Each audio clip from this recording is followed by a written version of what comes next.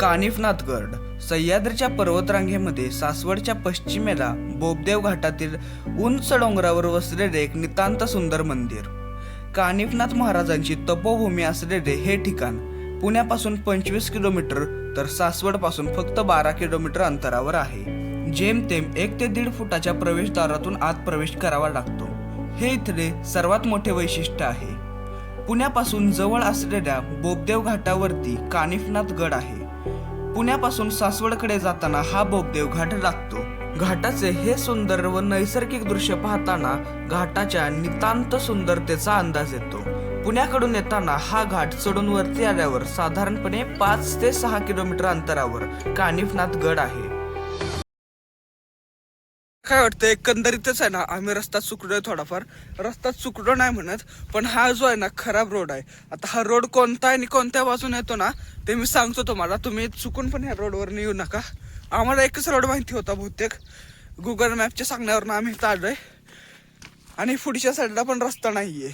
त्यामुळं दक्षता ठेवा जरा, गुगल मॅपवर डोळा झाकून भरोसा ठेवू नका। लोकल माणसांना विचारून या, माहिती नसेल।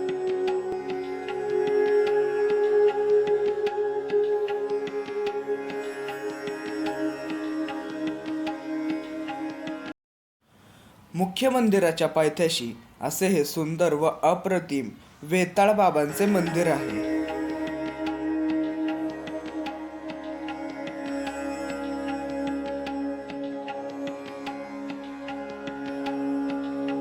आकर्षक कमानीतून आत आल्यावरती ह्या सुंदर पायऱ्यांवरतून आपण वरती जाऊ शकतो किंवा आपल्या 2 व्हीलर व 4 व्हीलर डायरेक्ट वरती येऊ शकतात।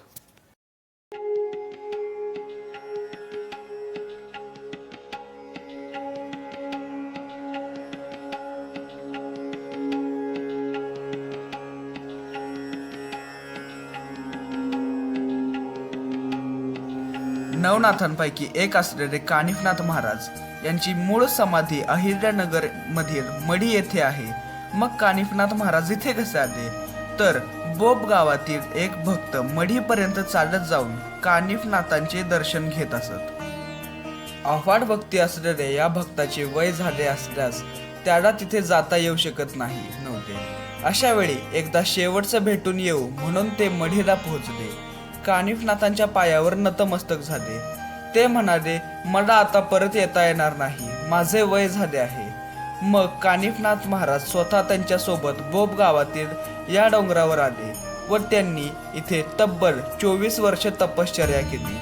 हीच ती कानिफनाथ महाराजांची तपोभूमी म्हणजेच कानिफनाथ गड। तर मित्रांनो, कशी वाटली आजची ही माहिती? अशाच माहितीपूर्वक व्हिडिओ पाहण्यासाठी माझ्या चॅनलला सबस्क्राईब करा व व्हिडिओला लाईक करायला विसरू नका।